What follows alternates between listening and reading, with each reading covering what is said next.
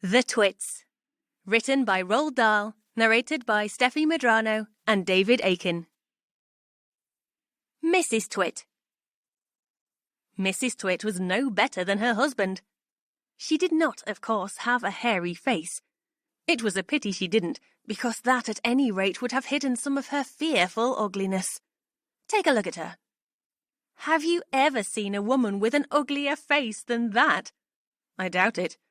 But the funny thing is that Mrs. Twit wasn't born ugly.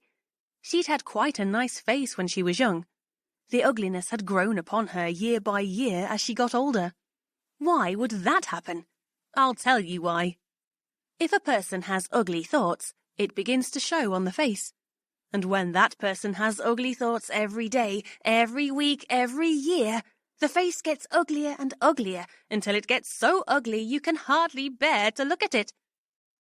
A person who has good thoughts cannot ever be ugly. You can have a wonky nose and a crooked mouth and a double chin and stick-out teeth, but if you have good thoughts, they will shine out of your face like sunbeams, and you will always look lovely.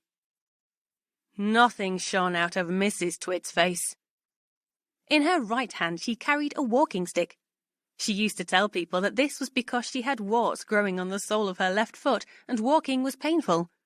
But the real reason she carried a stick was so that she could hit things with it, things like dogs and cats and small children. And then there was the glass eye. Mrs. Twit had a glass eye that was always looking the other way.